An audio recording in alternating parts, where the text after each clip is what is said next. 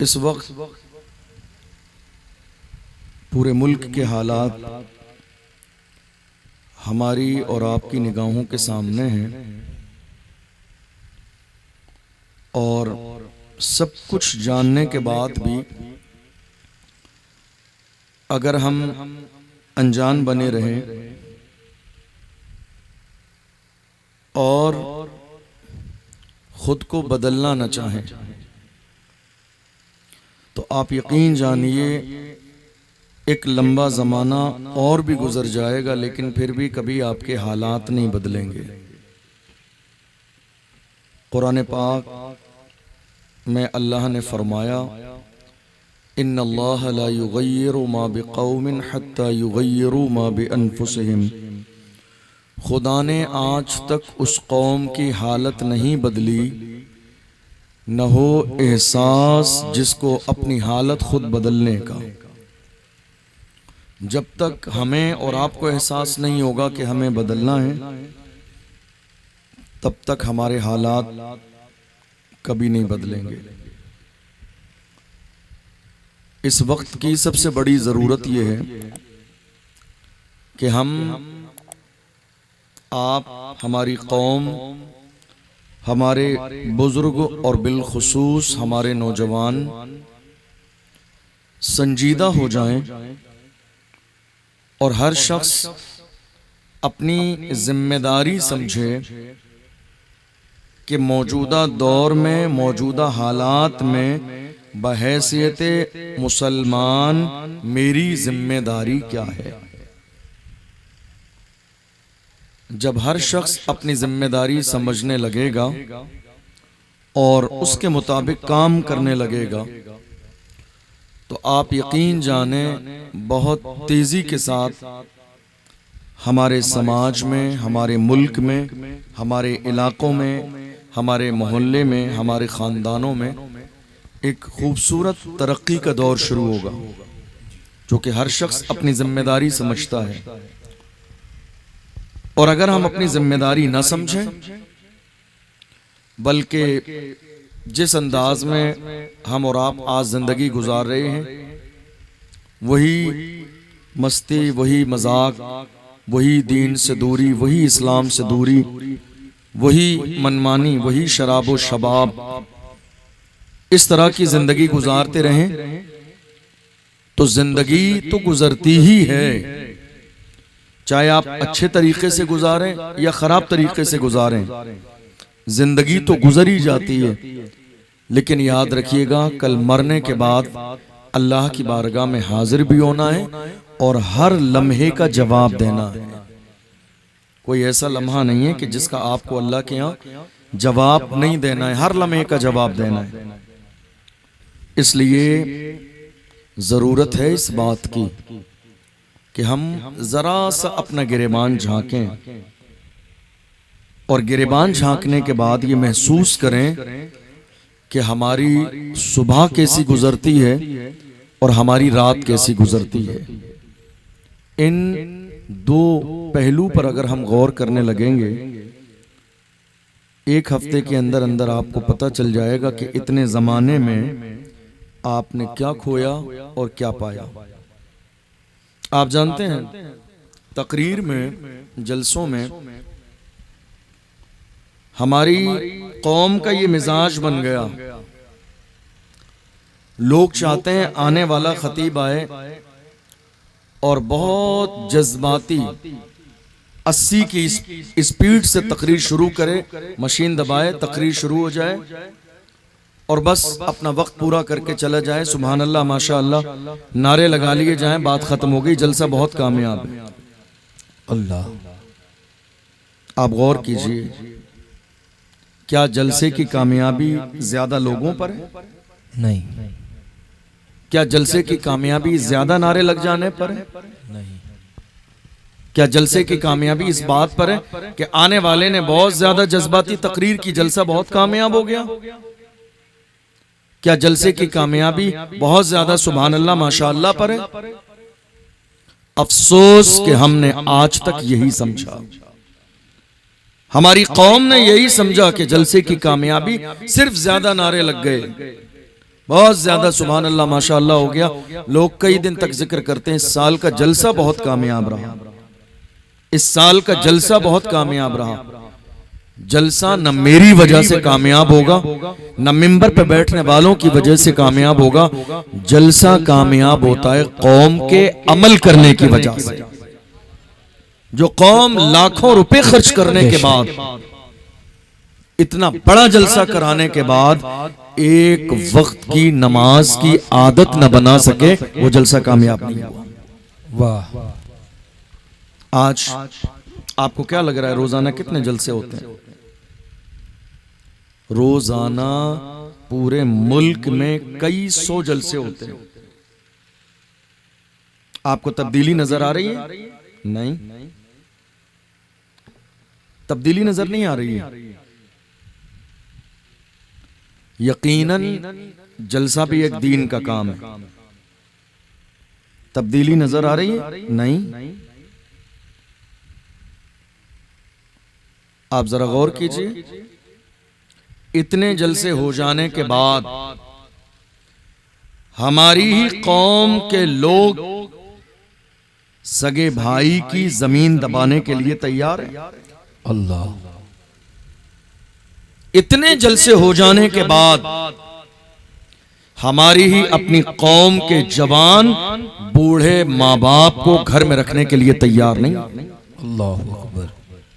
इतने जलसे हो जाने के बाद हमारी अपनी कौम के लोग, आलम यह है कि लाखों रुपए का सूद ले रहे हैं और सूद दे रहे हैं और एहसास किसी को भी नहीं।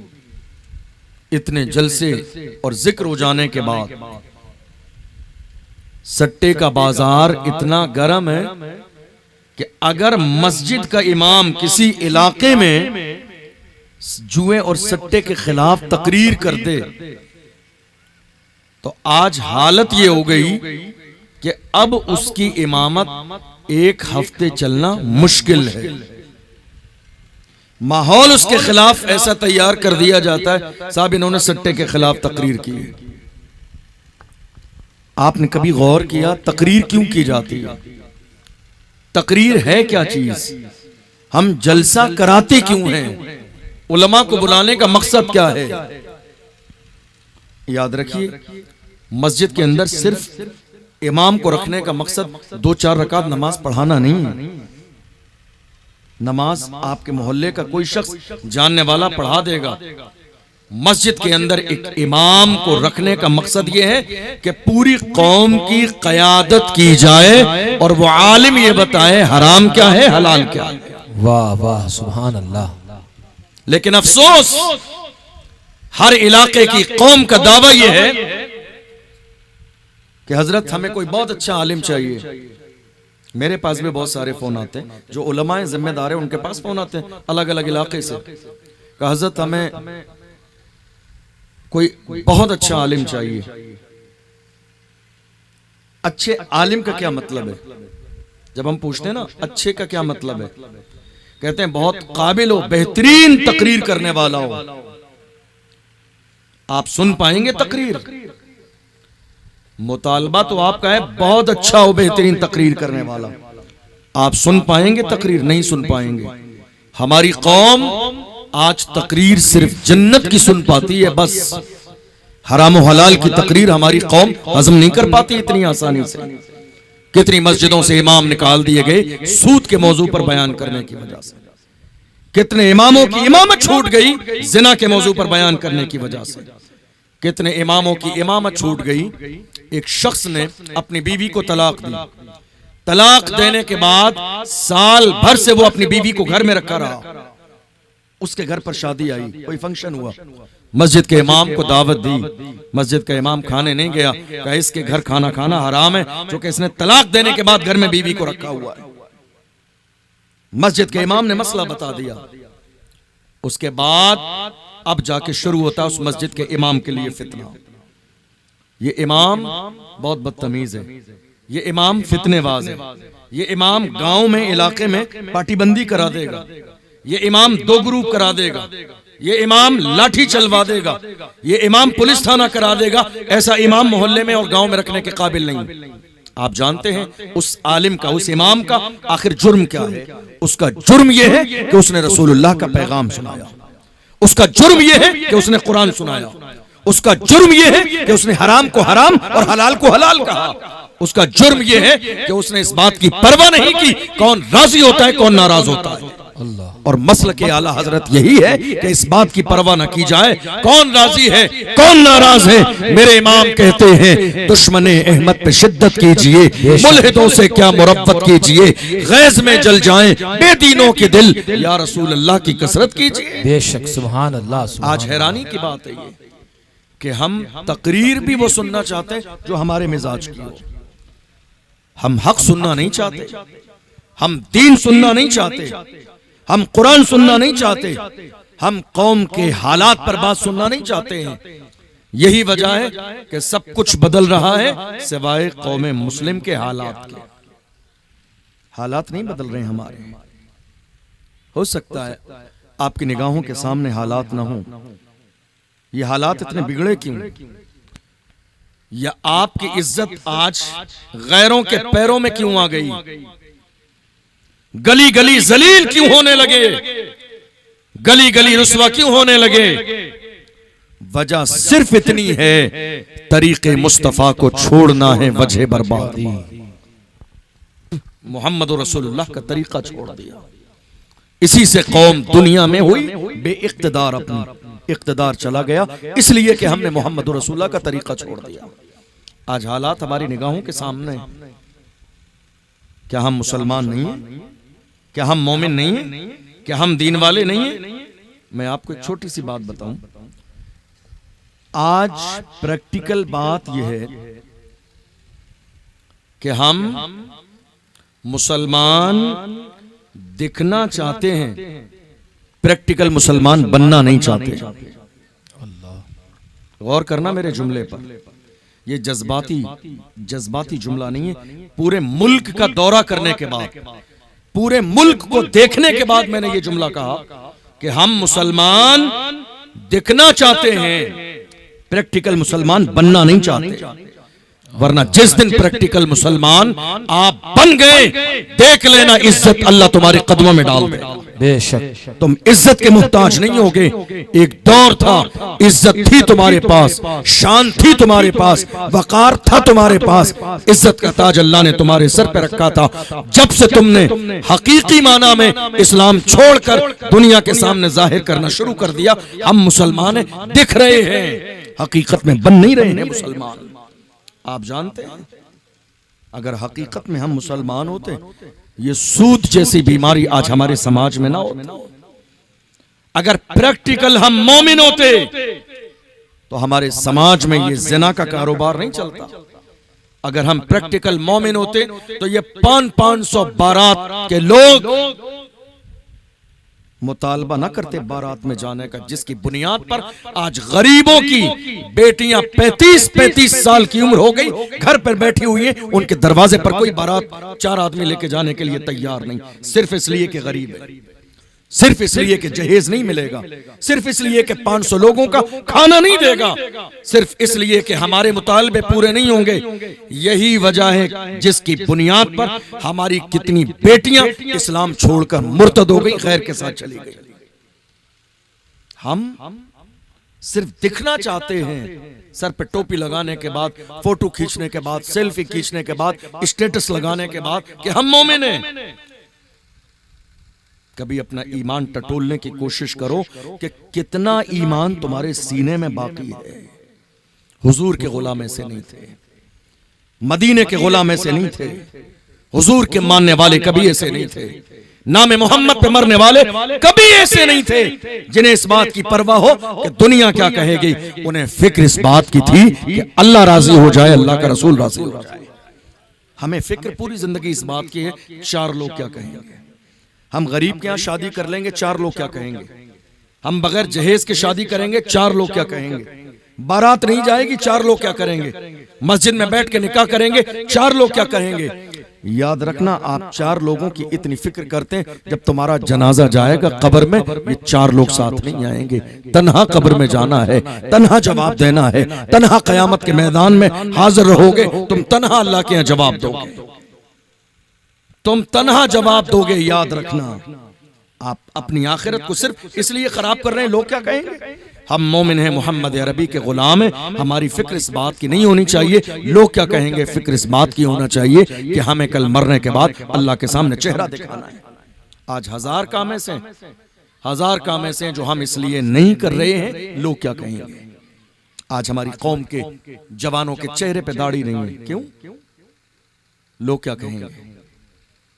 आपने उन्वान रखा तहफ़्फ़ुज़े नामूस रिसालत, नामूस रिसालत शराब पी के नामूस रिसालत होगा, जुआ खेल के नामूस रिसालत के पहरेदार बनेंगे, जिना करके नामूस रिसालत के पहरेदार बनेंगे, बुराई और गीबत करके सीने में कीना रख के नामूस रिसालत के पहरेदार कभी नहीं बन सकते। रसूलुल्लाह की इज्जत के पहरेदार बनना है, वैसे बनो जैसे व्हील चेयर पे बैठने वाला वो मर्द कलंदर जिसने फैजाबाद के धरने में दिसंबर की सर्दी में बबांगे दोहल कहा था, उन्हें जाना उन्हें माना, न रखा गैर से काम, लिल्लाहिल हम्द में दुनिया से मुसलमान। नारे तकबीर, नारे रिसालत। आप गुनाह करके हुजूर की इज्जत के पहरेदार बनेंगे। मुझे यह बात समझ में नहीं आती। आप यकीन जानिए, कई बार लोग ये चाहते हैं कि हमारी हाँ में हाँ मिला दी जाए। अगर उलमा भी लोगों की हाँ में हाँ मिलाने लगेंगे तो दीन का निजाम कैसे चलेगा। फिक्र इस बात की नहीं होना चाहिए लोग क्या कहेंगे, फिक्र इस बात की हो कि मेरे दुनिया में आने का मकसद क्या है। फिक्र इस बात की हो कि मैं रसूलुल्लाह का गुलाम हूं, मैं मोमिन हूं, मैं आशिक हूं, मैं हुजूर का दीवाना हूं। मेरी जवानी गुनाहों के लिए नहीं।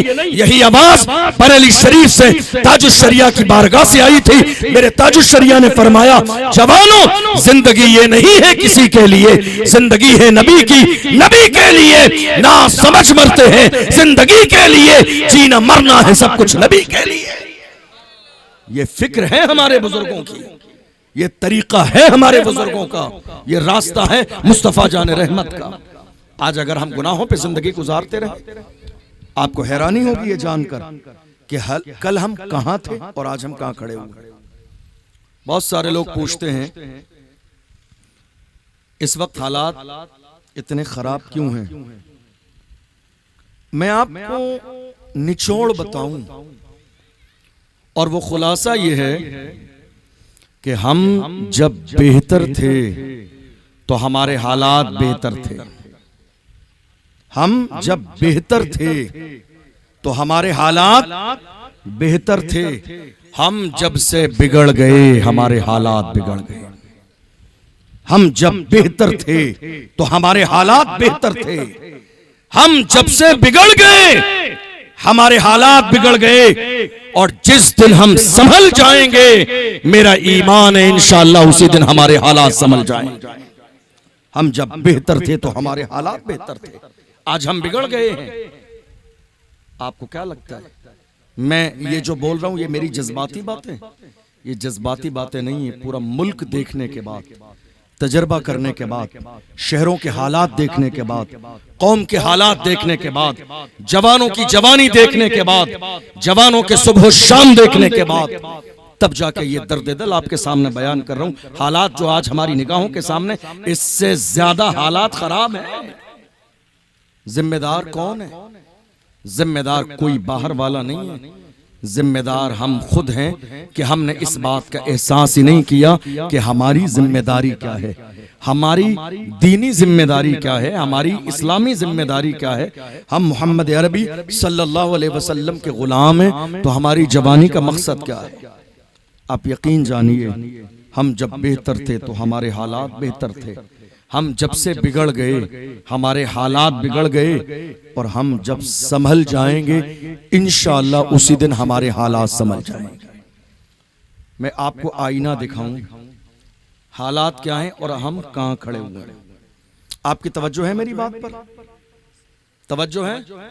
मेरी बात समझ आ रही है आपको? मैं बहुत स्पीड से इसलिए नहीं बोल रहा हूं कि आपको एक एक बात समझ में आनी चाहिए। मैं बहुत स्पीड से बोलूं और आपको नहीं समझ आए तो फिर मकसद नहीं है जलसा कराने का और आपको कुछ भी नहीं समझ आएगा। इसलिए मैं चाहता हूं एक एक जुमला आपके दिल तक पहुंचना चाहिए कि आज हमारे हालात क्या है। आज बल्कि दुनिया की हर कौम का, कोई भी हो, हिंदू हो, मुसलमान हो, सिख हो, ईसाई हो, कोई भी हो, दुनिया की हर कौम का सबसे कीमती सरमाया उस कौम के नौजवान होते हैं। सबसे कीमती सरमाया कौन होते हैं? आप बोलेंगे मेरे साथ, नौजवान।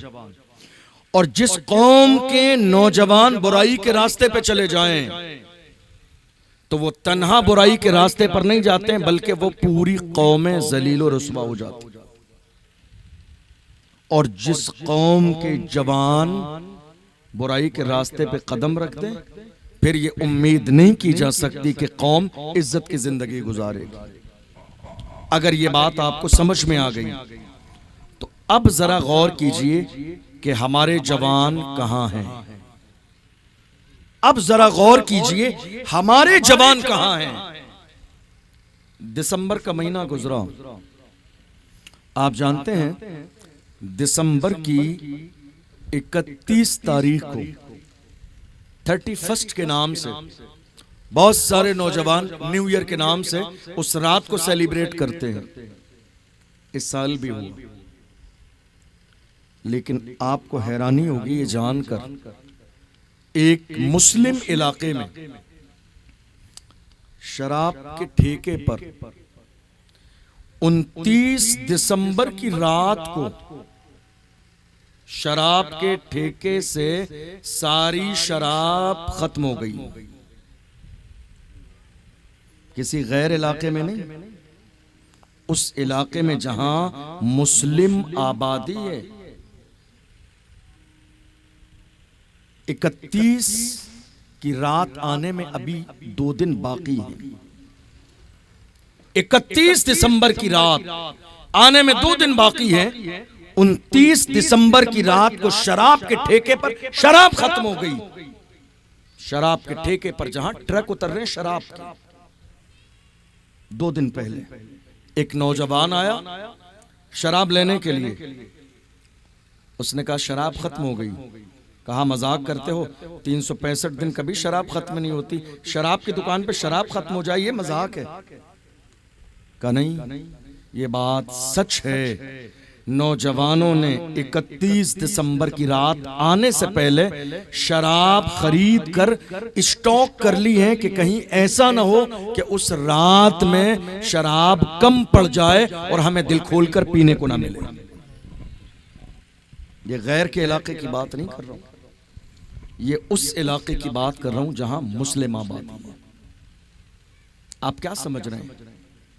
परेशानी अचानक से आ रही है, मुसीबतें अचानक से आ रही हैं, आपकी इज्जत पैरों के नीचे अचानक से रौंदी जा रही है, ये अचानक से आपके हुकूक दबाए जा रहे हैं। अचानक नहीं हो रहा है। हमने गुनाह किए हैं, हमने जुल्म किया है, हमने नाफरमानी की है, हमने रब को नाराज किया है, हमने हुजूर से रिश्ता कमजोर किया है, हमने गुनाह दिन में भी किया, रात के अंधेरों में किया है, हमने दिन के उजालों में गुनाह किया है, हमने अल्लाह की हराम की हुई चीजों को हलाल जाना है और हलाल चीजों को छोड़ दिया है, हमने कुरान की मुखालिफत की, हमने दीन की मुखालिफत की, हमने शरीयत की मुखालिफत की, हमने सारे गुनाह किए हैं। कोई गुनाह ऐसा नहीं जो हमने जवानी के वक्त में किया ना हो। ये अचानक से मुसीबत नहीं आ रही, ये परेशानी अचानक से नहीं आ रही है, ये हालात अचानक से खराब नहीं हो रहे हैं। आज कई बार हमारे बहुत सारे बुजुर्ग जवान बैठकर कहीं चाय के होटल पर, कहीं मीटिंग में, कहीं कहीं बैठकर अफसोस करते हैं कि हालात इतने ज्यादा खराब हो गए, हालात कैसे संभलेंगे। हालात के लिए फिक्रमंद न हो, आप अपने आप को संभालें, आप समझ जाएंगे अल्लाह हालात को वैसे ही संभाल देगा। आप हालात के लिए फिक्रमंद हैं, आप अपने लिए फिक्रमंद नहीं है कि आपके हालात बेहतर कैसे होंगे, आपका तरीका बेहतर कैसा होगा। अफसोस हमारी कौम के जवानों ने 31 दिसंबर की रात के लिए शराब खरीद कर रखी, स्टॉक कर ली। किस काम के लिए? जश्न मनाने के लिए, सेलिब्रेशन के लिए। आप मुझे बताइए, आप जश्न मना रहे हैं लेकिन किस बात का? 1 साल उम्र कम हो गई आपकी, जश्न किस बात का है? किसी ने कहा था, एक और ईंट गिर गई दीवारे हयात से, नादान कह रहा है नया साल मुबारक। जश्न किस बात का? जिस कौम की मस्जिदों पर बिल्डोजर चले, जश्न किस बात का? जिनके मदरसों में ताले लगा दिए जाएं, जश्न किस बात का? जिस कौम के रसूल की शान में गुस्ताखी हो, जश्न किस बात का? जिस कौम के जवानों के साथ मॉब लिंचिंग की जाए, जश्न किस बात का? जिस कौम के अंदर मौलाना तौसीफ रजा जैसे लोगों को बाज़ाब्ता मौत के घाट उतार दिया जाए, जश्न किस बात का? जिस कौम के अंदर बाज़ाब्ता ईद की नमाज पर पाबंदी लगे, जश्न किस बात का? जिस कौम के जवानों की जवानी को बुरी नजर लगा दी जाए, जश्न किस बात का? याद रखो, ये जश्न का मौका नहीं, अफसोस का मौका है। आप जश्न मना रहे हैं, और कैसे जश्न मना रहे हैं? पूरी रात शराब पी के, शराब और शबाब के साथ। दुनिया यही तो चाहती है कि मेरी कौम के जवान शराबी बन जाएं। दुनिया यही चाहती है मेरी कौम के जवान गुनाहों की दहलीज पे कदम रख दें। दुनिया यही चाहती है मेरी कौम के जवान शराब के नशे में धुत हो जाएं और उन्हें यह पता न रहे मुल्क में हो क्या रहा है। दुनिया यही चाहती है कि मेरी कौम के जवान शराब और शबाब के नशे में डूब जाएं। लेकिन क्या हमारे जवान ऐसे ही थे?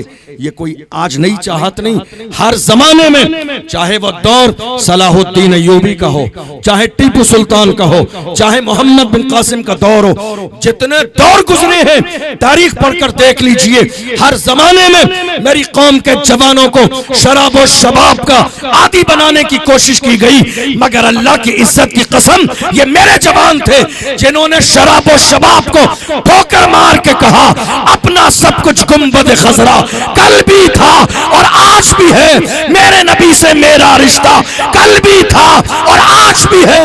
बतला दो गुस्ताखे नबी को, गैरत मोमिन जिंदा है, उन पे मर मिटने का जज्बा कल भी था और आज भी। नारे तकबीर, नारे रिसालत, लब्बैक या रसूल अल्लाह, लब्बैक या रसूल अल्लाह। सुभान अल्लाह, सुभान अल्लाह। आज हालात हमारी निगाहों के सामने, शराब है कोई नशा ऐसा जो आज यूज ना हो रहा हो?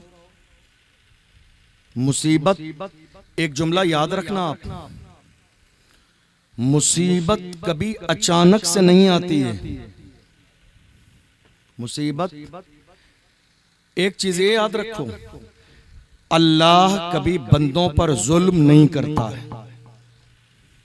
अल्लाह कभी बंदों पर जुल्म, आपकी तवज्जो है? नहीं है? खत्म कर दूं? अल्लाह बंदों पर कभी जुल्म,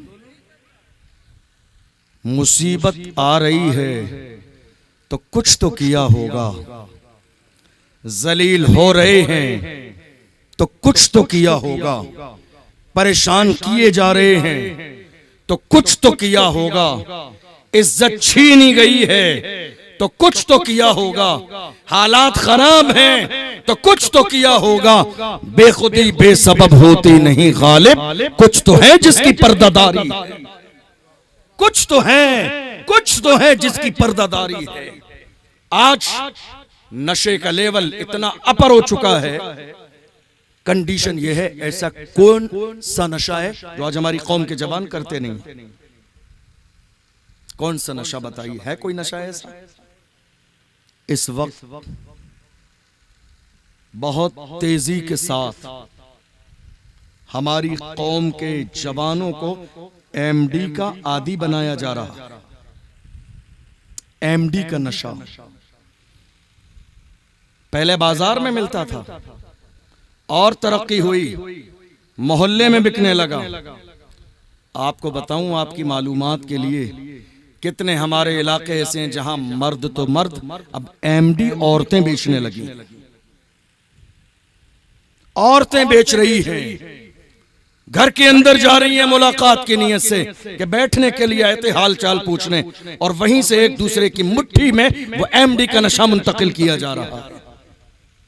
मर्द तो मर्द, आज औरत है। कोई ऐसा नशा, एमडी का नशा जवान कर रहे हैं, चरस जवान यूज कर रहे हैं, गांजा जवान यूज कर रहे हैं, हीरोइन जवान यूज कर रहे हैं, शराब बियर के नाम पर पी जा रही है।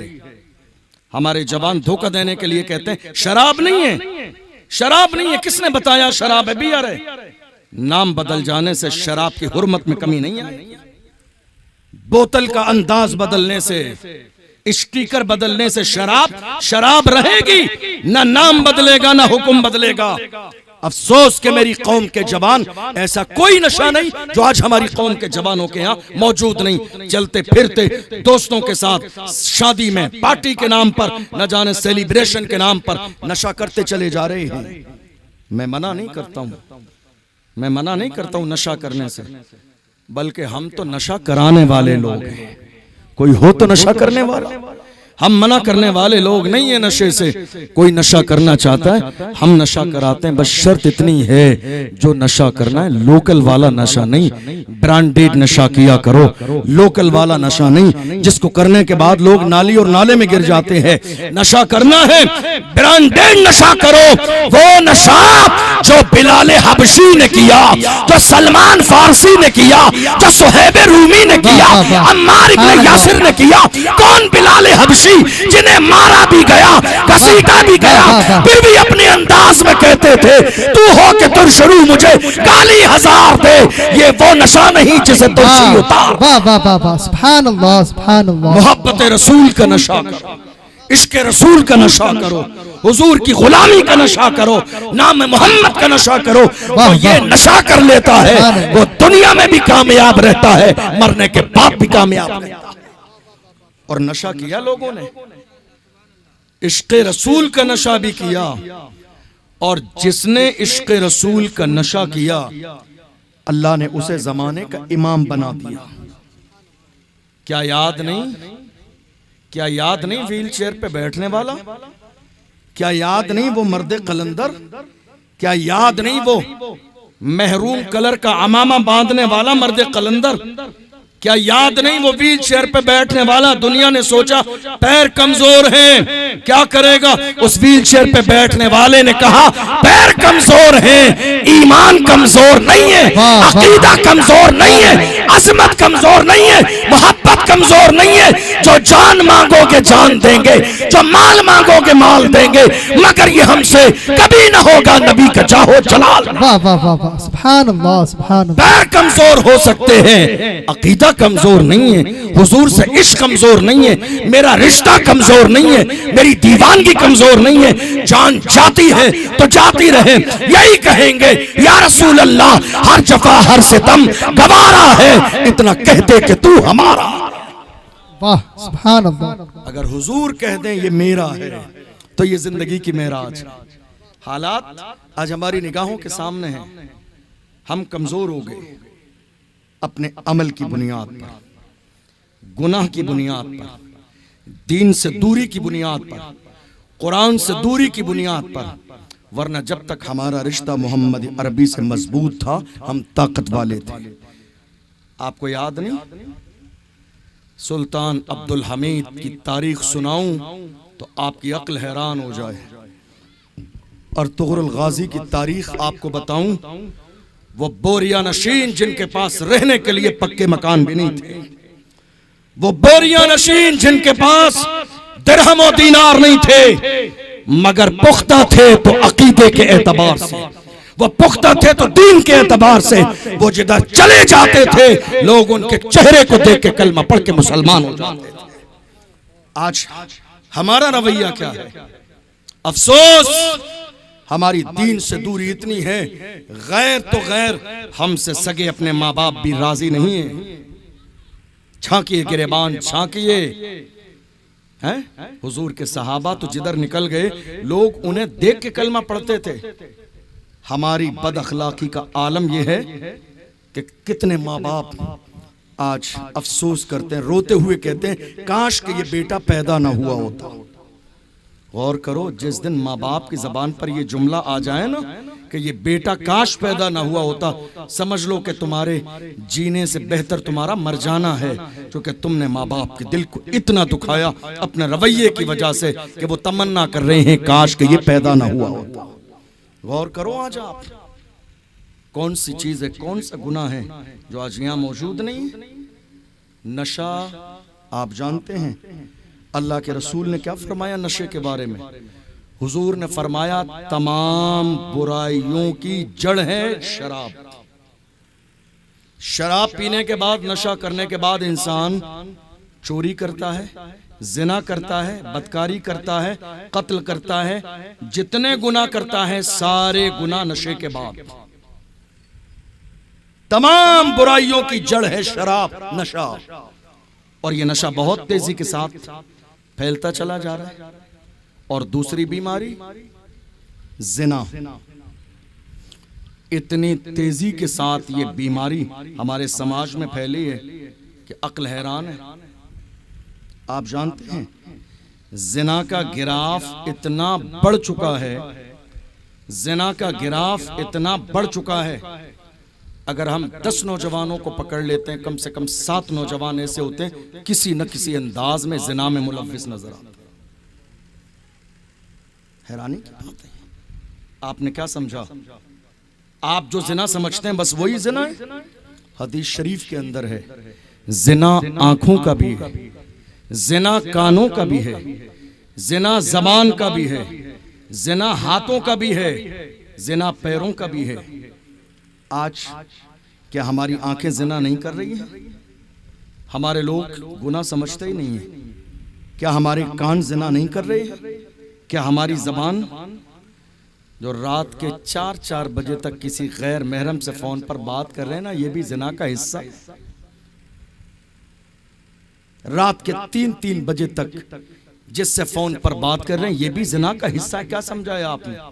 कितने लोग कहते हैं ना सगाई हो चुकी है, मंगनी हो चुकी है, फोन करना जायज है। याद रखो निकाह से पहले फोन करना जायज नहीं है। जब तक निकाह ना हो जाए बीवी नहीं है, गैर है। दो खानदानों का आपस में रिश्ता है, लड़की और लड़के का आपस में, जब तक निकाह ना हो जाए कोई रिश्ता नहीं। अगर ये मिलते हैं, फोन करते हैं, बात करते हैं, जिना का हिस्सा है ये।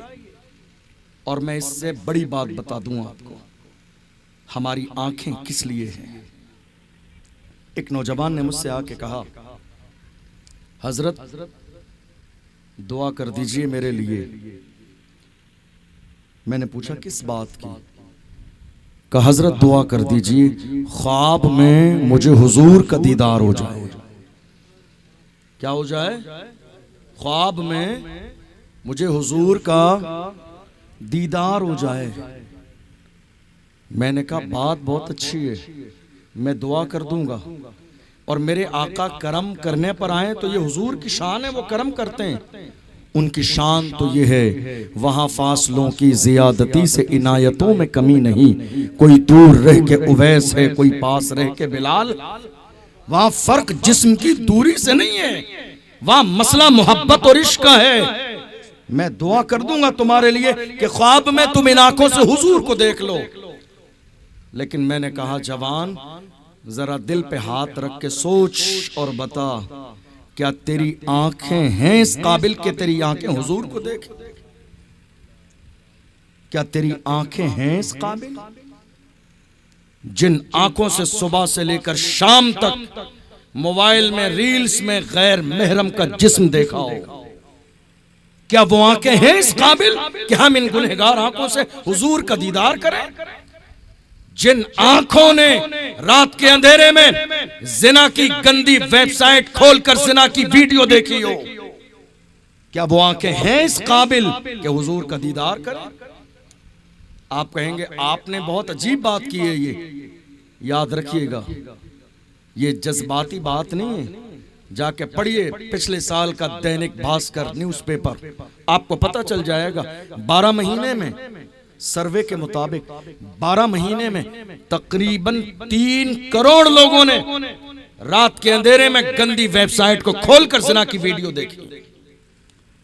12 महीने में 3 करोड़ लोगों ने, आप क्या समझते हैं 3 करोड़ लोग? जरा किसी दिन बैठकर शुमार कीजिए, तब अंदाजा होगा 3 करोड़ कितने होते हैं। 12 महीने में 3 करोड़ लोगों ने बाज़ाब्ता गंदी वेबसाइट खोलकर रातों रात ज़िना की वीडियो देखी। अफसोस, जिस कौम के जवानों का मयार इतना घटिया हो जाए, जिस कौम के जवानों का मयार इतना डाउन हो जाए, जिनका कैरेक्टर इतना कमजोर हो जाए, जिनका नफ्स इतना गालिब आ जाए, जो जिना के इतने दिलदादा हो जाए। हमारे बुजुर्गों ने फरमाया, जिना देखना जिना करने के बराबर है। जिना देखना बराबर है करने के हुक्म में, इसलिए कि इंसान आंखों से जिना देखता है तो फिर वो जिना करता भी है। अंबिया इकराम से पूछा गया, जिना की शुरुआत कहां से होती है? आप जानते हैं क्या कहा उन्होंने? दिल पे लिख के ले जाना ये जुमला। जब अंबिया इकराम से पूछा गया जिना की शुरुआत कहां से होती है, फरमाया आंखों से। कहां से? सब बोलिए। जिना की शुरुआत आंखों से। जब नजर बहकती है तो दिल बहकता है, जब दिल बहकता है तो इंसान गुनाह करता है। सैयदी सरकार आला हजरत रदी अल्लाह ताला अन्हु की उम्र तकरीबन 4 साल है। बचपन के जमाने में निकलते जा रहे हैं, देखा कुछ गैर मुनासिब लोग आ गए जिनसे पर्दा करना था। मेरे इमाम ने अपना कुर्ता उठाया और आंखों पे लगा लिया। सामने से जवाब आया कि तुमने नीचे के हिस्से को छुपाना था, उसको खोल दिया, आंखों को छुपा लिया। मेरे इमाम ने तकरीबन 4 साल की उम्र है, अल्लाह ने कितना जो है शऊर दिया है इमाम अहले सुन्नत को बचपन के जमाने में। फरमाते हैं जब नजर बहकती है तो दिल बहकता है, जब दिल बहकता है तो इंसान गुनाह करता है। मैंने अपनी नजर पे पर्दा डाल दिया, ना नजर बहकेगी, जब नजर नहीं बहकेगी तो मेरा दिल भी नहीं बहकेगा। गौर करो आप, ये जो सुबह से लेकर शाम तक इंटरनेट जो फ्री मिल रहा है, आज कितने लोग हमारे हैं जिसको इंटरनेट को नेमत समझ रहे हैं, नेमत। कितने लोग ऐसे हैं जो इंटरनेट को नेमत समझ रहे हैं, ऑफर के नाम पर मेरी कौम की जवानी को तबाह बर्बाद करने का जरिया। आज कितने जवान ऐसे हैं, माँ बाप को एहसास नहीं जर्रे के बराबर। ये वो बात है, ये वो मौजू है, हमारे स्टेजों पर बयान नहीं होता है। मैं ये जिस मौजू पर बात कर रहा हूं, लोग हिम्मत नहीं करते हैं इस मौजू पर बोलने की। याद रखिएगा, मैं आपको जन्नत की बशारत दे के चला जाऊं, कल क़यामत के दिन जवाब देना पड़ेगा। उलमा इकराम कौम की इस्लाह के लिए थे, सिर्फ जन्नत की बशारत के लिए नहीं। अगर सब जन्नत की बशारत देंगे तो आईना कौन दिखाएगा, ताकि मेरी कौम के जवानों का एहसास हो कि नहीं हमारा चेहरा गंदा है, हमें साफ भी करना है। आज हालात हमारी निगाहों के सामने हैं। आप जानते हैं बुराई इतनी तेजी के साथ बढ़ती जा रही है, मैं आपको क्या बताऊं। हमारी माएं और बहनें भी हैं, हया का मौजू है। अगर पर्दे का मामला ना होता तो मैं इससे ज्यादा खुल के बताता। आज हालात हमारी निगाहों के सामने, हमें इस बात का एहसास ही नहीं हमारी आंखें हैं किस लिए। मैं आप सबसे कहता हूं, कभी आपने गौर किया अपनी आंखों पर? आपकी आंखें किस लिए हैं? एक आशिक से पूछो तो वो कहता है तुम्हें न देखा तो किस काम की है ये आंखें, तुम्हें न देखा या रसूल अल्लाह, तुम्हें न देखा तो किस काम की है ये आंखें, कि देखने की है सारी बहार आंखों में। आंखें किस लिए हैं? हमने ये समझा आंखें हैं गुनाह देखने के लिए। आप जानते हैं जिन आंखों में हया बाकी रहे, जिन आंखों में पर्दा बाकी रहे, जिन आंखों में वकार बाकी रहे, जहां हया बाकी होती है, अल्लाह उन आंखों को हुजूर की जियारत नसीब करता है। मिस्र की सरजमीन पर एक आलिम है, दुनिया जिन्हें अल्लामा जलालुद्दीन सुयूती के नाम से जानती है, उन्होंने जिंदगी में सोते हुए नहीं, जागते हुए, चलते फिरते 70 बार मेरे नबी का दीदार किया। 70 बार मेरे नबी का दीदार किया। और जब बात आई मेरे इमाम, हम सुन्नियों की जान इमाम अहमद रजा खान की, तो मेरे इमाम आला हजरत जब हज के लिए गए, हुजूर की बारगाह में हाजिर हुए। हाजिर होने के बाद जब दिल ने चाहा कि यार का दीदार कर लिया जाए, तो मुस्तफ़ा जान रहमत की बारगाह में हाजिर हुए। हाजिर होने के बाद अर्ज करते हैं, या रसूल अल्लाह, उठा दो पर्दा, दिखा दो चेहरा कि नूर बारी हिजाब में है, जमाना तारीक हो रहा है कि महर कब से नकाब में है। और जब मुख्तसर वक्त जब मेरे आका का दीदार न हुआ, तो सैयदी सरकार आला हजरत परस मुर्तदिल के साथ कहते हैं, वो सुए लालाजार फिरते हैं, तेरे दिन ए बहार फिरते हैं, जो तेरे दर से यार फिरते हैं, दर बदर यूं ही खार फिरते हैं। आह कल ऐश तो किए हमने, आज वो बेकरार फिरते हैं। उस गली का गदा हूं मैं जिसमें मांगते ताजदार फिरते हैं। कोई क्यों पूछे तेरी बात रजा, तुझसे कुत्ते हजार फिरते हैं। जब आजिजी का लेवल इतना डाउन किया है, तो खुली आंखों से मुस्तफा का दीदार किया है, खुली आंखों से हुजूर का दीदार किया। और जब माथे की आंखों से हुजूर को देख लिया, तो कसम खा के कहा, तू जिंदा है वल्ला, तू जिंदा है वल्ला, मेरे चश्मे आलम से छुप जाने। हमारी आंखें गुनाहों के लिए नहीं, ये आंखें जिना के लिए नहीं। आप जानते हैं, अल्लाह के रसूल का फरमान सुनाऊं, यहाँ बहुत सारे लोग बैठे हुए हैं। ये और बात है कि सबके बैठने का अंदाज बड़ा मुख्तलिफ है। हमारे कुछ लोग अभी भी मस्ती और मजाक में ही लगे हुए हैं। इस बात का एहसास नहीं कि हम यहाँ बैठकर अल्लाह रसूल का फरमान सुने ताकि हमारे दिल की दुनिया बदल जाए।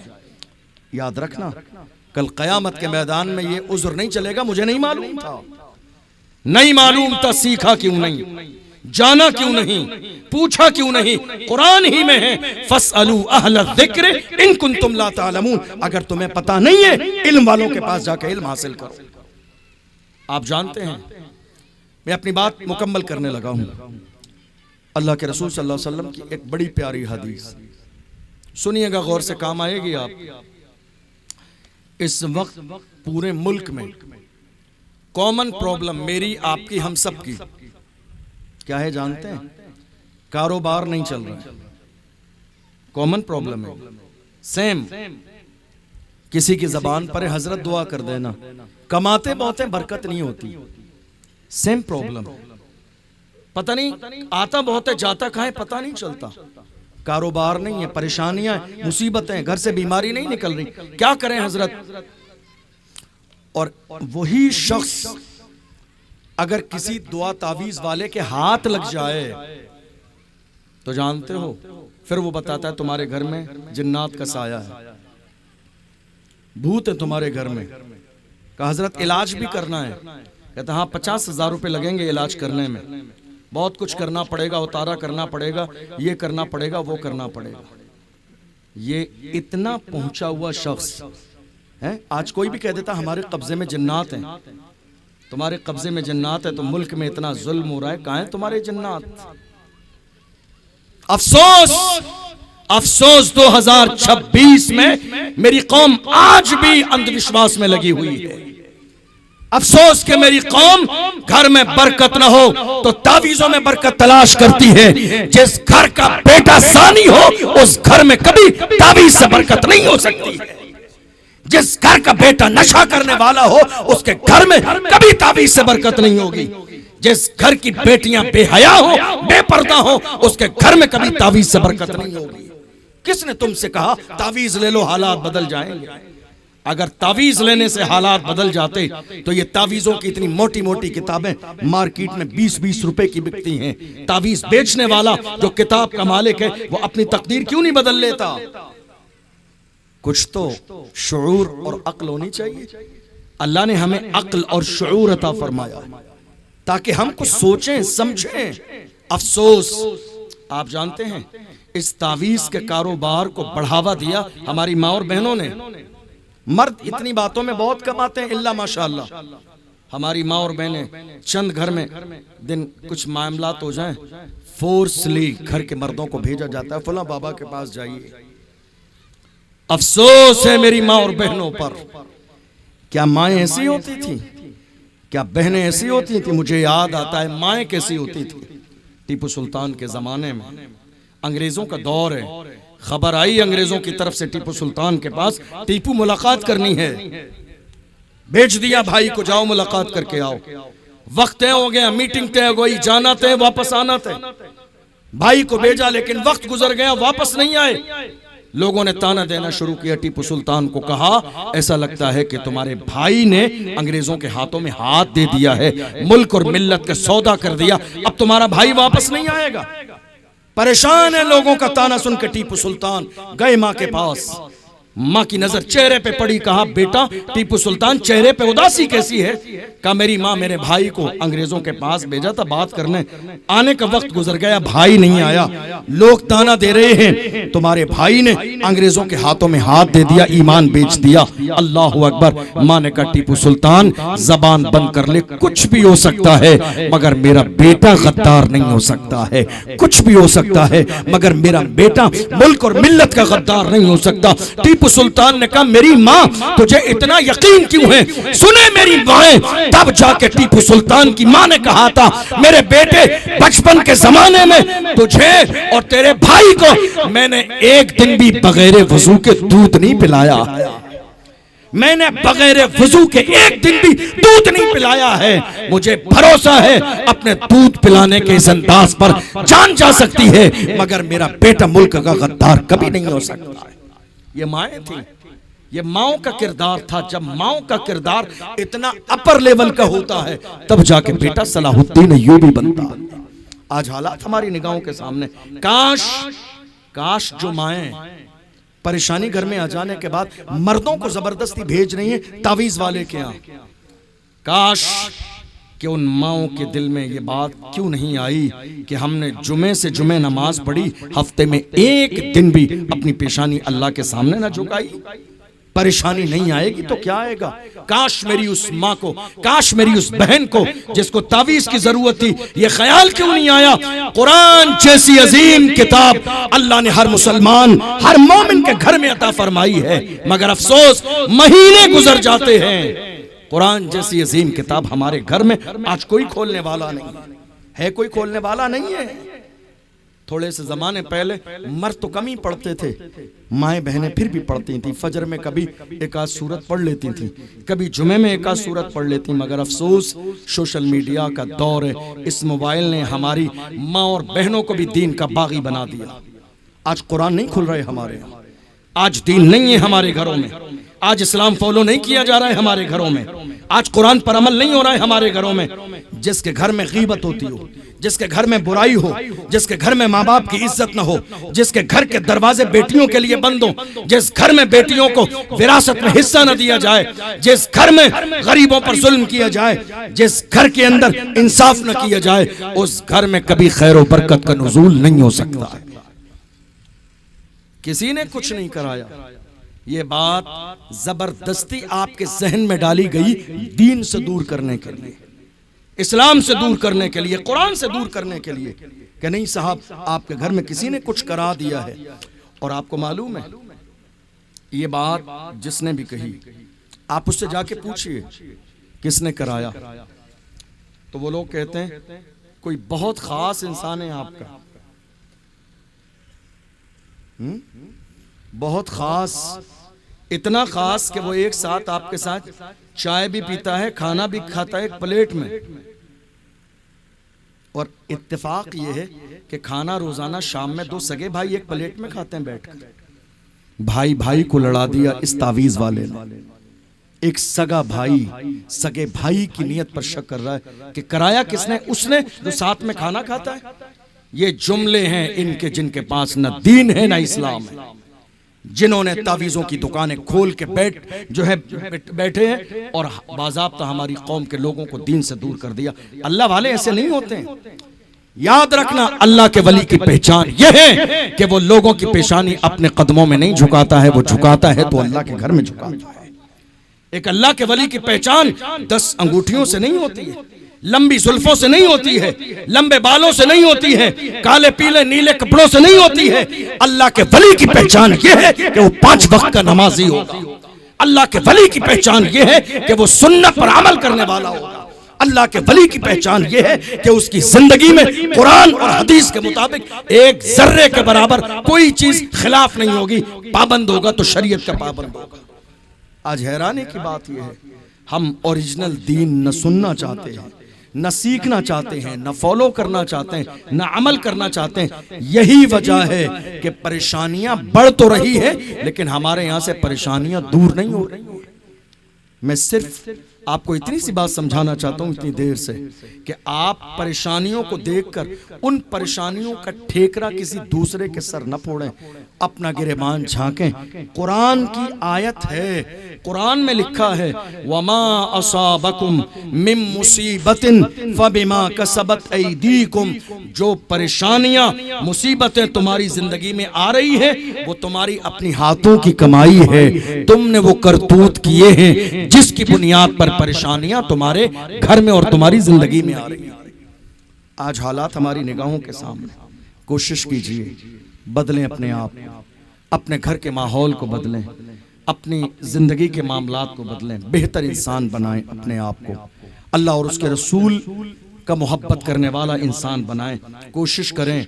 आप जानते हैं अल्लाह के रसूल सल्लल्लाहु अलैहि वसल्लम का फरमान क्या है? मेरे आका का फरमान है, आने वाली नस्ल को अगर तुम जिना से बचाना चाहते हो, जिना जैसी बीमारी से बचाना चाहते हो, कोशिश करो कि निकाह सस्ता करो ताकि कौम की बेटियां और बेटे जिना से बच जाएं।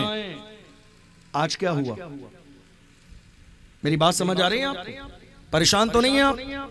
आखिरी बात बता रहा हूं आपको, बस मैं अपनी तकरीर खत्म करने लगा। जिना से कैसे बचेंगे? निकाह को सस्ता करके। ये मेरा फरमान नहीं है, ये उस रसूल का फरमान है जिसका हमने कलमा पढ़ा। ये उस रसूल का फरमान है, ये उस नबी की जबान है जिसके लिए बरेली के ताजदार ने कहा था, वो जबान जिसको सब कुन की कुंजी कहे उसकी नाफिज हुकूमत पे लाखों सलाम। ये किसी और की जबान नहीं, अल्लाह के रसूल की जबान है। मेरे आका सल्लल्लाहु अलैहि वसल्लम ने क्या फरमाया? निकाह सस्ता करो। आप जानते हैं हम में से हर शख्स दीनदार है। मैं आपसे एक बात पूछना चाहता हूं, मैंने शुरू में कहा था हम मोमिन दिखना चाहते हैं, प्रैक्टिकल मोमिन बनना नहीं चाहते। और अगर हम प्रैक्टिकल मोमिन बने तो याद रखिए इस्लाम में कोई बारात नहीं है, कोई जहेज नहीं है, ये कोई लेन देन का तसव्वुर इस्लाम में शादी के नाम पर नहीं है। मगर अफसोस कि हम मुसलमान दिखना चाहते हैं लेकिन शादी का मौका आता है तो हम भूल जाते हैं दीन क्या, इस्लाम क्या। मैं आप के लिए एक दो बात और बताऊं बस। आपने ये बात सुनी होगी, लाखों बेटियां पिछले 3-4 सालों में, 2018 में, 19 में, 20, 21 में, इन 3-4 सालों में हमारी कई लाख बेटियां मुर्तद हो गईं। मुर्तद जानते हैं?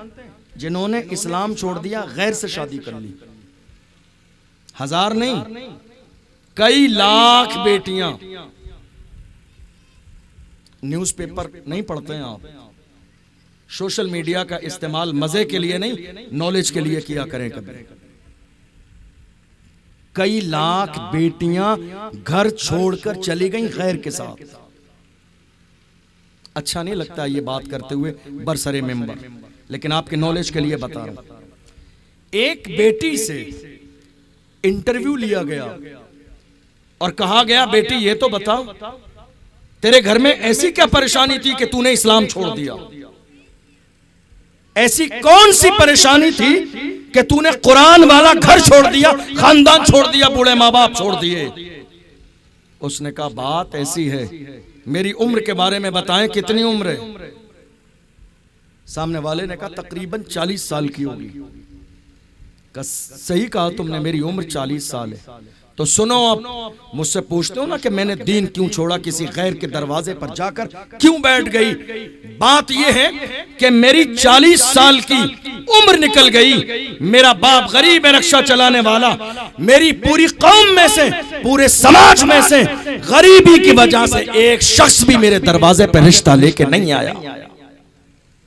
40 साल की उम्र हो गई मेरी, महज इसलिए कोई रिश्ता लेकर नहीं आया कि बाप रक्षा चलाने वाला है, ना जहेज लंबा देगा ना लंबी बारात बुलाएगा।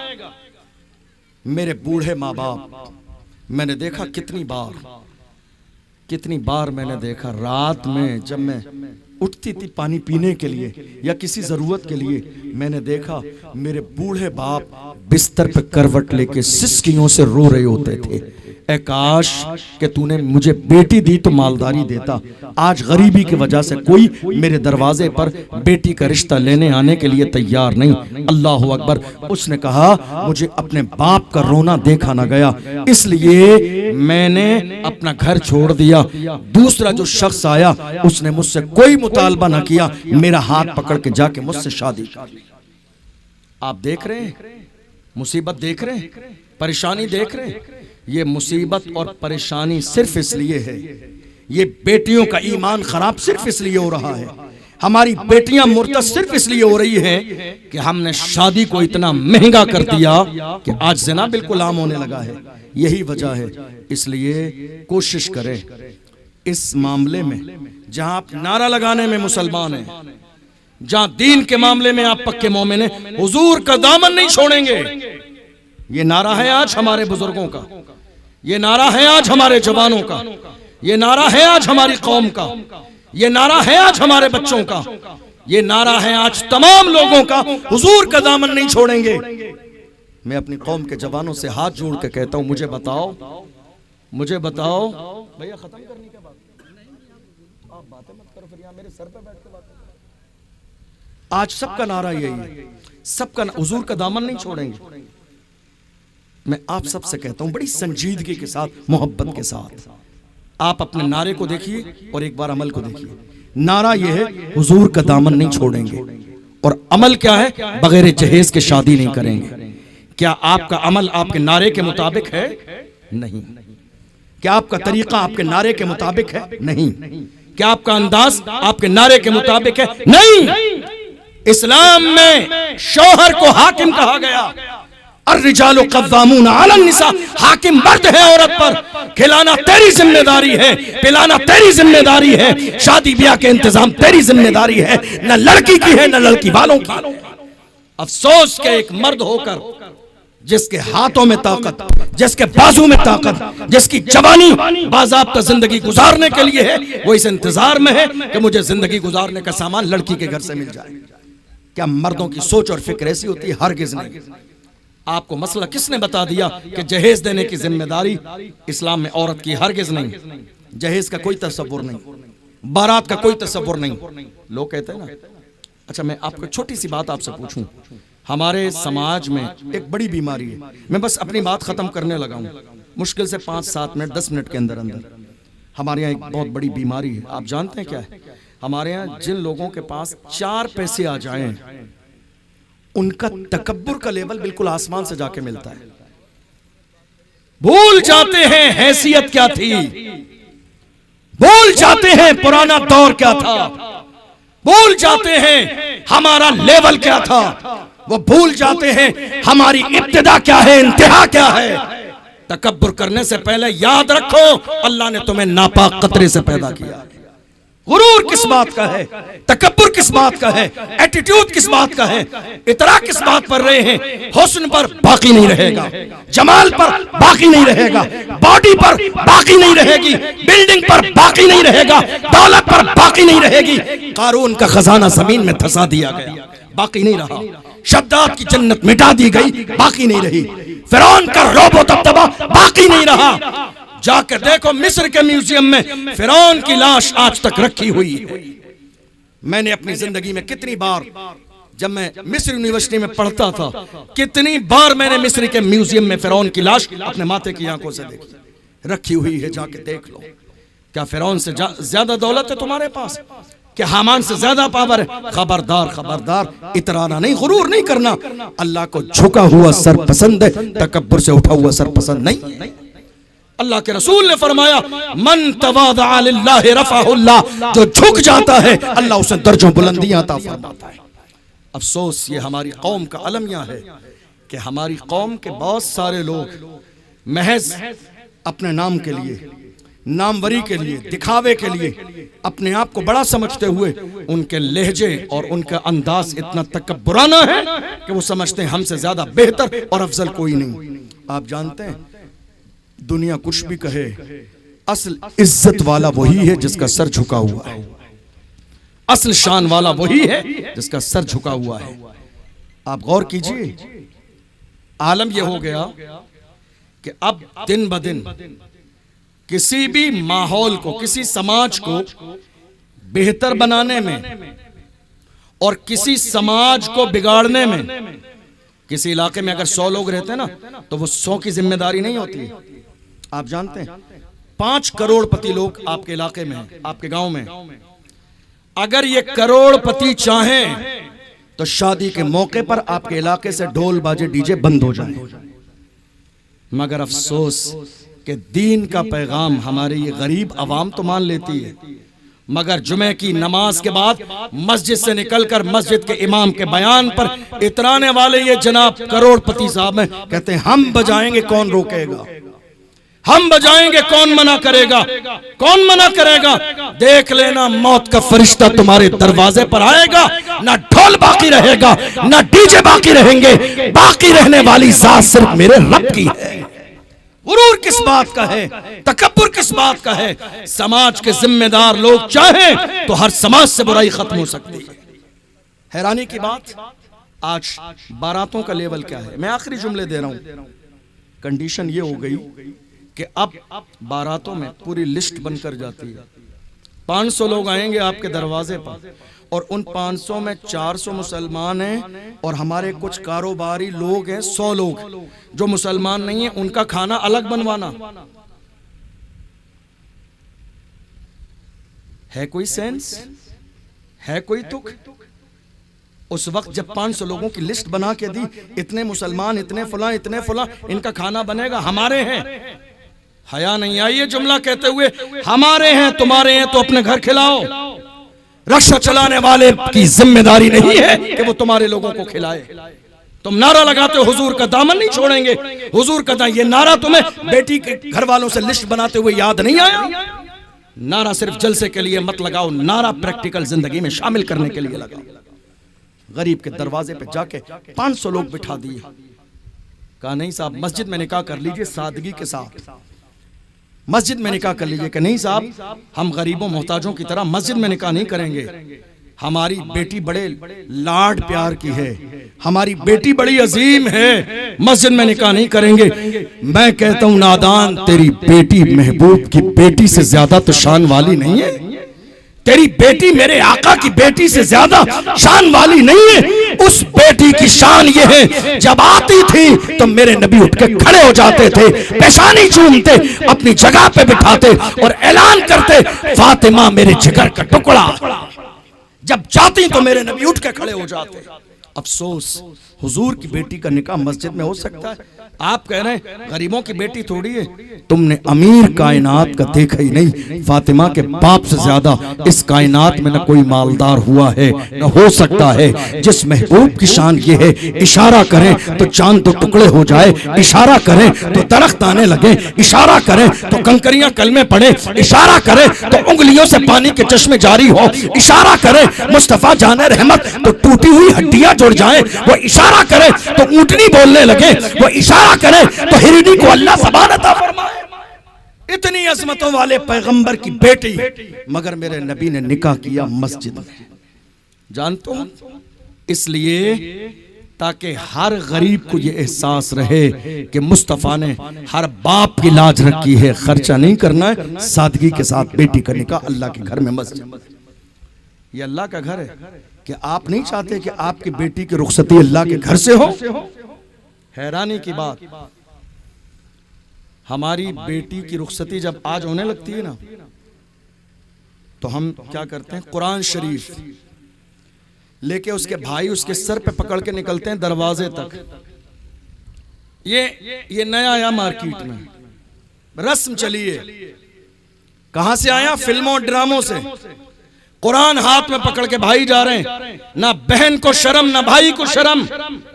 हमने एक जगह मालूम किया ये कुरान उसके सर पे पकड़ के क्यों जा रहे हैं, कि हम ये चाहते हैं हमारी बहन की रुखसती कुरान के साये में हो। तुम्हारी शादी कुरान के साये में ना हुई, तुम्हारा निकाह कुरान के साये में ना हुआ, तुम्हारे मेहमान कुरान के साये में नहीं आए। 4 दिन से तुम्हारे घर की शादी में मेहंदी भी लगी, हल्दी भी लगी, नाच गाना ढोल बाजे डीजे सब होते रहे, शरीयत का खून करते रहे। मोहल्ले की मस्जिद में नमाज पढ़ना मुश्किल था तुम्हारे ढोल बाजे डीजे की वजह से। तब तुम्हें दीन इस्लाम कुरान याद नहीं आया। अब महज फोटो के लिए कुरान लेकर जा रहे, कुरान के साये में रुखसती हो। अब वीडियो के लिए कुरान लेकर जा रहे हैं, वीडियो मैन बाज़ाब्ता कैमरामैन वीडियो बना रहा है, कुरान के साये में रुखसती। कुरान को भी इस्तेमाल कर रहे हैं फोटो और वीडियो के लिए। लानत है ऐसी सोच पर। कुरान सिर्फ हमारी रुखसती के लिए नहीं, कुरान जिंदगी देने वाली किताब है। कुरान ने जिंदगियां दी हैं। वो कौन सा पावर था कि जिस पावर की बुनियाद पर सलाहुद्दीन अय्यूबी ने मस्जिद अक्सा को फतेह किया था, वो कुरान का पावर था। वो कौन सा पावर था जिस पावर को लेकर तारिक इब्न जियाद स्पेन गए थे और 12,000 के लश्कर जर्रार ने लाखों पर भारी होकर इस्लाम का झंडा मस्जिद जो है स्पेन में लहराया और अल्लाहु अकबर, मुसलमानों ने 800 साल हुकूमत की स्पेन पर। कुरान का पावर था। आज हालात हमारी निगाहों के सामने, हमारे यहाँ सिर्फ खोखले नारे बाकी हैं। हुजूर का दामन नहीं छोड़ेंगे। जो कौम बेनमाजी हो उसने हुजूर का दामन पकड़ा कहाँ? जो कौम शराब पीती हो उसने हुजूर का दामन पकड़ा कहाँ? जिस कौम में सट्टा लगाया जाता हो उसने हुजूर का दामन पकड़ा कहाँ? जिनके यहाँ सूद का लेन देन का रिवाज हो उन्होंने हुजूर का दामन पकड़ा कहाँ? जो अपनी बेटियों का विरासत में हिस्सा दबा लें और हिस्सा न दें। आखिरी जुमला सुन के जाइए। एक शख्स ने आके, आखिरी बात बस 2 मिनट की, एक शख्स ने आके रमजान में कहा, हजरत दारुल इफ्ता में आके कहा, हजरत मसला जानना है, बताइए। कहा मैं बहुत मालदार हूँ, 3-4 घर है मेरे रेंट पर है, मार्केट में शॉप भी है मेरी, सब कुछ है, अल्लाह ने बहुत माल दिया है, ज़कात निकालूंगा मैं अपनी, लेकिन मेरी सगी बहन ससुराल में शादीशुदा गरीब इतनी ज्यादा है कि उसके यहाँ सहरी और इफ्तार का सामान भी नहीं है, तो क्या मैं ज़कात निकालूं तो बहन को ज़कात दे सकता हूं? सवाल समझ आया आपको? आया सवाल समझ में? मैं मालदार हूं, अल्लाह ने बहुत नवाजा है मुझे, मेरी बहन गरीब है ससुराल में, उसके जवान बच्चे हैं लेकिन भूख की प्यासी है, ज़कात दे सकता हूं? मुझसे सवाल किया। हमने कहा बहन को ज़कात नहीं, विरासत में जो हिस्सा है वो दे दें, ज़कात देने की नौबत ही नहीं आएगी। विरासत में बहन का जो हिस्सा है, विरासत में बहन का जो हिस्सा है वो दे दें, ज़कात देने की नौबत ही नहीं आएगी। कहा हजरत हमने जहेज दे दिया। हमने कहा सिर्फ आप ही नहीं, पूरा मुल्क किसी गलत फहमी में है, जहेज दे दिया, हक अदा कर दिया। जहेज तोहफा है, विरासत का हिस्सा नहीं है। ये बेटियों को जो जहेज दिया जा रहा है विरासत का हिस्सा नहीं है, ये वालिदैन की तरफ से, भाइयों की तरफ से तोहफा है, विरासत का हिस्सा नहीं है। विरासत में हिस्सा जिंदगी में बांट कर देना पड़ेगा, नहीं देंगे याद रखना कभी आबाद नहीं होंगे, कभी खुशियां नहीं आएंगी, कभी तरक्की नहीं होगी। आपने जो कहा ना किसी ने कुछ करा दिया, खैर व बरकत नहीं है, मुसीबतें आ रही हैं, किसी ने कुछ नहीं कराया, किसी का हक दबाएंगे, माल मार कर बैठेंगे, ना बरकतें आएंगी ना जिंदगी में कभी खुशियां आएंगी। खुशियां चाहते हैं, हक अदा करें, माँ का भी, वालिद का भी, बहन का भी, भाई का भी और बीवी का भी, बच्चों का भी, सबका हक अदा करें और साथ ही साथ अल्लाह का और उसके रसूल का हक अदा करें। जमाने से कहें उन्हें जाना, उन्हें माना, न रखा गैर से काम, लिल्लाहिल हम्द में दुनिया से मुसलमान गया। अल्लाह की बारगाह में दुआ है, परवरदिगारे आलम हमने जो सुना है उसे समझने और अमल करने की तौफीक अता फरमाए। अभी बहुत सारी बातें मेरे जहन में है और वक्त होता तो मैं बताता, लेकिन चूंकि हमारे मेहमान भी बहुत दूर से आए हुए हैं, बैठे हुए हैं, बहुत सारे लोग जा भी चुके हैं, तकरीबन रात के 2:45 बज चुके हैं, इसलिए मैं अब इससे ज़्यादा नहीं करूंगा। फिर कभी मौका रहा तो इंशाल्लाह मजीद इससे आगे बहुत सारी बातें की जाएंगी। मुझे नहीं मालूम कि आप के सुनने का ज़ौक़ क्या है, लेकिन याद रखिएगा उलमा की जिम्मेदारी ये है कि वो अपनी कौम की इस्लाह की बात करे, ना कि सिर्फ जन्नत का पैगाम देने की बात करें।